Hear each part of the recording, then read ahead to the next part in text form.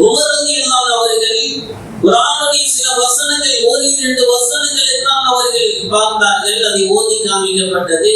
அந்த வார்த்தைகளை அவர்கள் ஓதி காமிக்கப்பட்ட அந்த வார்த்தைகளை கேட்ட மாத்திரத்தில் உள்ளங்களில் மாற்றம் ஏற்பட்டது. அல்லாஹ் ரப்பல் ஆலமீன் அவருக்கு ஹிதாயத்துடைய நசீபை அல்லாஹ் ரப்பல் ஆலமீன் கொடுத்தார். அதே போன்று ஃபுதைல் இப்னு இயாத் என்று சொல்லப்படக்கூடியவர் ஆரம்பத்தில் எப்படி இருந்தாலும் சொன்னா திருடக்கூடியவர்களாக இருந்தார். அந்த திருடக்கூடியவர் என்ன செஞ்சாங்கன்னு சொன்னா அவங்க வீட்டுல போய், அந்த காலத்துல கூரை வீடு தான், கூரை பிச்சுட்டு உள்ள என்ன செய்ய, உள்ள இறங்கிறதுக்கு அப்படி தயாராகும்.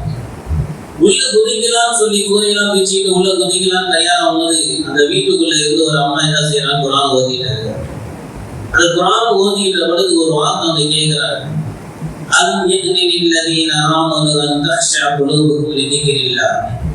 அல்லாஹ்வுடைய இந்த திக்ரின் மூலமாக உங்களுடைய உள்ளங்களிலே எந்தவித மாற்றத்தையும் அச்சத்தையும் அது ஏற்படுத்தவில்லையா என்ற அந்த வார்த்தையை ஓதிய மாத்திரத்திலே, கேட்ட மாத்திரத்தில் ஒரு உள்ளம் அப்படியே மாறுகிறது.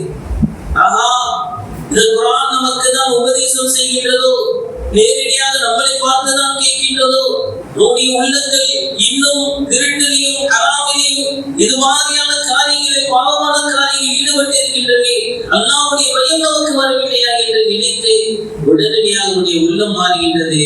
அப்பொழுதே அழுகின்றார். அதற்கு பின்னால் இறைநேசர்களில் ஒருவராக அவர் என்ன செய்கிறார், உயர்ந்து விடுகிறார் என்று சொன்னால் குர்ஆன் செய்த தாக்கம், குர்ஆனுடைய தாக்கம்.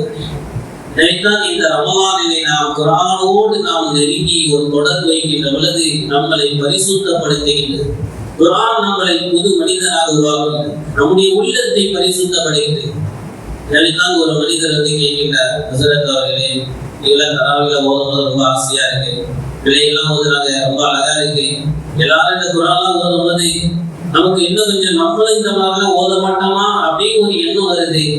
அதனால எனக்கு நீங்க ரமலான் முடிஞ்சதுக்கு அப்புறம் ஏதாவது ஒரு நேரத்துல, என்னது பெரியவர் தான், பிள்ளைகள் எல்லாம் பெற்றெடுத்தவர், வேலைக்கு போறாரு, ஏதாவது ஒரு நேரத்துல எனக்கு குர்ஆன் நீங்க சொல்லி கொடுங்க, நான் அப்படியே கப்புன்னு நான் என்ன செய்யறேன், குர்ஆனை முடிச்சுக்கிறேன், எனக்கு அது குர்ஆன் ஓதுன்னு எனக்கு ஆசை இருக்கு அப்படின்னு அவர் சொல்லிட்டு எனக்கு அடிபாதுன்னு சொல்லி கொடுங்க. நான் அப்படி சொன்னா அல்ஹம்துலில்லாஹ், நான் எப்பொழுது நீங்க எப்போ கூட்டாலும் நான் தயாரா இருக்கேன். அதனால உங்களுக்கு எந்த நேரம் ஃப்ரீயா இருக்கோ அல்ஹம்துலில்லாஹ் வந்துருங்க, இன்ஷா அல்லாஹ் குர்ஆன் ஓதி கொடுக்கிறதுக்கு நான் தயாரா இருக்கான்னு சொன்னேன். அவரு ஒரு நேரத்தை சொன்னாரு, இன்ஷா அல்லாஹ் நான் அந்த நேரத்தை கபூல் செய்து கொண்டேன்.